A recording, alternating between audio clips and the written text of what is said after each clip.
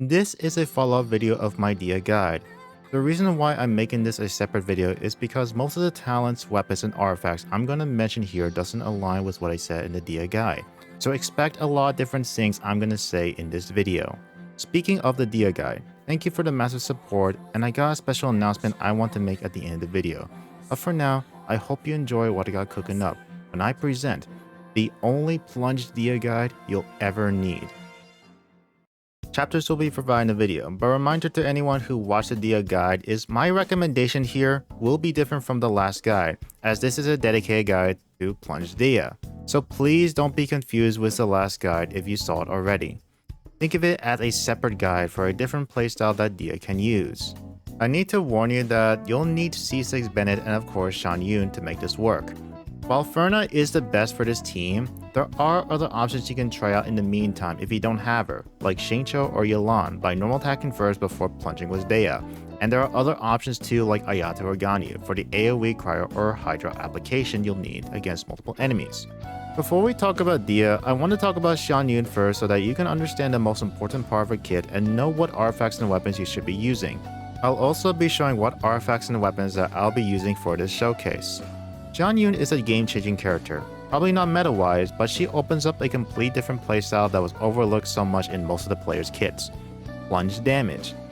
I remember there was old videos that talk about the hidden technique called the Dragon Strike, but most of the player base doesn't really care or want to use techniques that require frame-perfect data to pull it off consistently. So it was massively ignored by most of the player base and was not brought up much ever since. But with Xianyun's release, plunging can be easily done with one press of a button. The most important part of Xianyun's kit is her burst and second passive.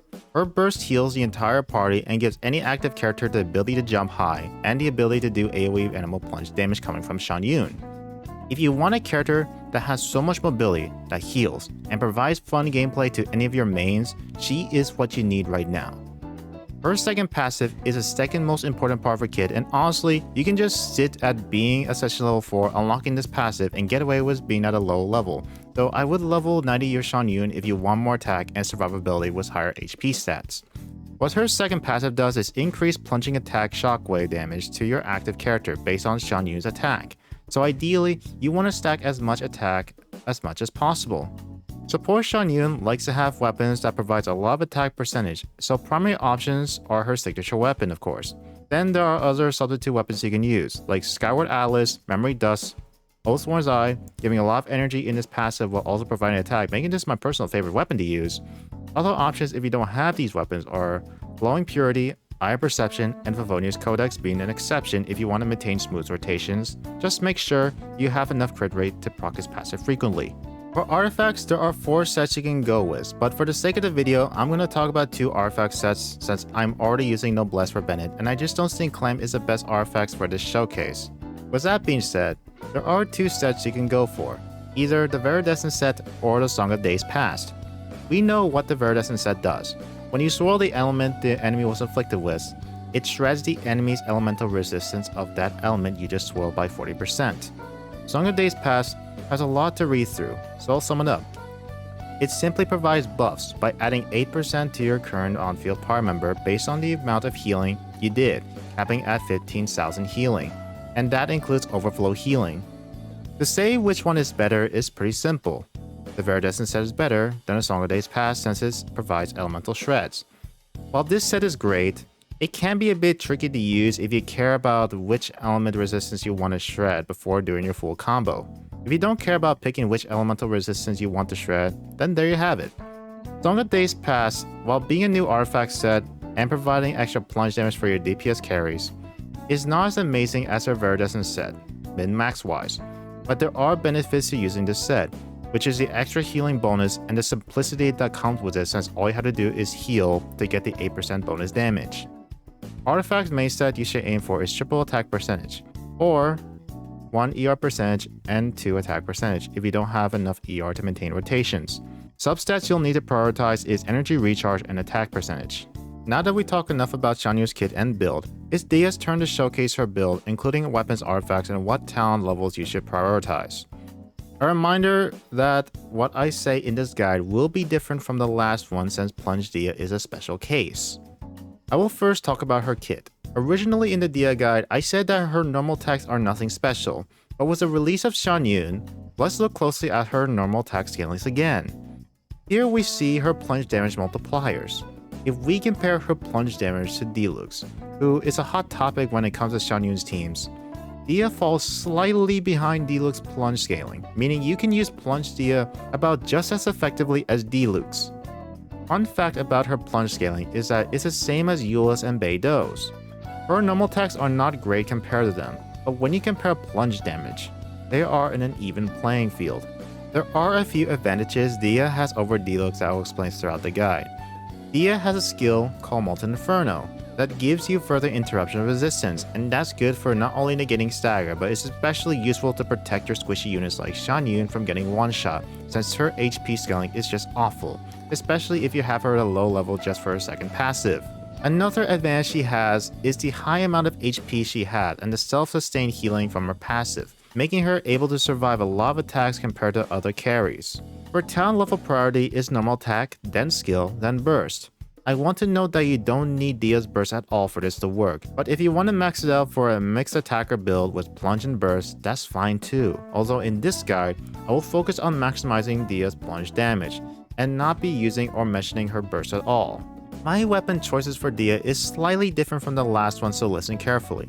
Do not, I repeat, do not use any ER weapons on Plunge Dehya unless you want to be a mixed attacker, but if you want to do big plunge damage, I would go for any weapons with crit, attack percentage, or EM. Weapons examples are Beacon, Redhorn, Verdict, Wolf's Greystone, Idle Shadow, Blackcliff Slasher, Serpent Spine, and Range Slasher. Of course, there are more options than what's on screen here, but I find these weapons to be the most favorable for Plunge Dehya. For artifacts, it really depends on what you need most. For this build, we want to prioritize crit and EM for Dehya so that she can do massive damage with her vape plunge attacks. First, let's talk about the Hunter set. This set focuses on making sure you have enough crit rate to do crit plunge attacks, and this set works best with teammates like Ferna, which makes getting 3 stacks of extra crit rate much easier to obtain. Next is the Shimenawa set. Since you don't need her burst, it's a great way of boosting your plunge damage after using her skill, but you may have a hard time pulling off vape plunges since her skill tends to sometimes steal your vapes. I only recommend this set if you are skilled enough at timing her reactions. Next artifact is the Crimson Witch set. This set is a good alternative to the Shimenawa set if you want a good reaction damage but is afraid to be massively punished for missing the timing of your vape plunges. What this set does is when you use your skill, you gain more power damage. Think of it this way. No matter the outcome of your plunge damage, you won't be punished too much for not vaping with your plunge attack since you're still getting the bonus power damage from her artifact set. But again, if you happen to be skilled enough to know the timing of your reactions, especially in her Fiery Sanctum, it's very rewarding when you pull off the vape plunge crits with the extra power damage the Crimson set gives you. Next is the Gilded Dream set. What it does is it gives more EM and attack percentage if you pull off your reaction damage. If you don't have a good set for any of these artifacts, then going for the 2-2-piece set of 80 bonus EM is a solid option, which funny enough is what I'm using since I don't exactly have a better set for any of these artifacts. Main stats you'll want is EM, Pyro, and Crit. And for substats, go for Crit and EM as much as you can. With this build of not needing to worry about DSER, you can focus on getting stats that boost the power of her personal damage, which is one of the best things about Plunge Dehya versus Burst Dehya. I want to take the time to give out pros and cons about Plunge Dehya so that you can decide whether you want to play Plunge Dehya or not. Pros are, she has no energy requirements for this build, so that she can focus on getting more stats for damage. To all my C0 Dehya mains, you don't need any constellations for Plunge Dehya. She can provide safety with her skill for units like Xianyun to fish for energy safely.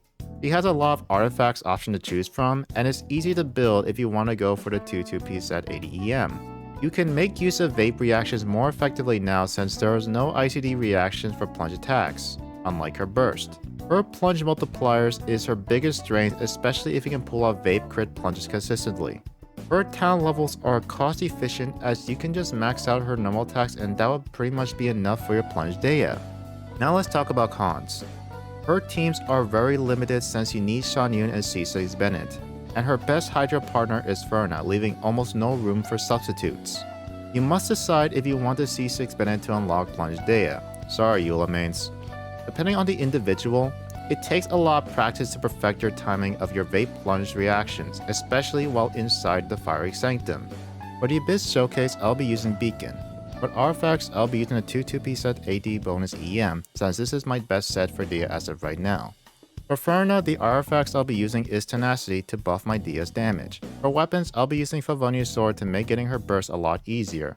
And using this weapon will not affect Dehya's personal damage, unlike Bennett who wants to have a high base attack weapon to buff my Dehya further. Speaking of Bennett, I'll be using a Mist Splitter, but if you don't have it, Sapwood is a good substitute. For his artifacts, I'll be using Noblesse to buff my Dehya even further.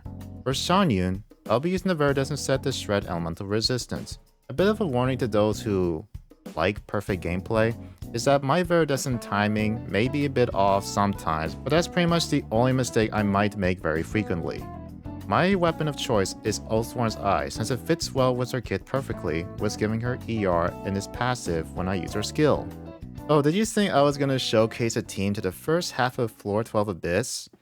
I may be a daredevil for doing this, but I will show you how she does against the second half containing 3 bosses that are considered the most annoying ones by the Genshin community, especially the second chamber. Hopefully you enjoyed the Abyss showcase.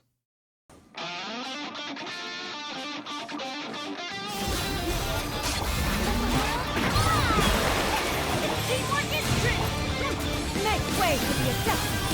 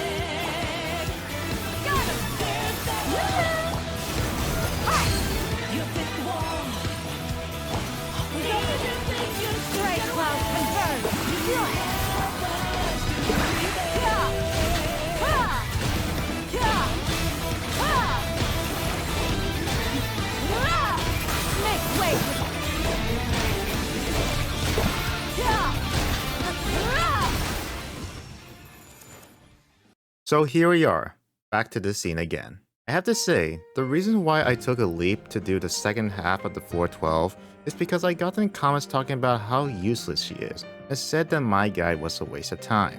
Don't worry, I wasn't offended by any means. In fact, I find it motivating in a weird way, and if it wasn't for that, the outcome of the video would have been different from what I initially imagined. This goes to show that you can make any character work with enough dedication, and I hope I did you all proud. This is a good time to announce that memberships and super chats is now open for you all to join in as the Eremites. Remember that Ferna video where I talked about wanting to make a community that I can be proud of? Well, we made it, and it's all thanks to you guys. This is a big step for me as a content creator, and I need to keep stepping up my game to be the DM main that everyone can look up to. At the time of releasing this video, the Discord server is still in a work in progress, but once it's suitable enough for the public to join, I'll be sure to let you all know in the community tab.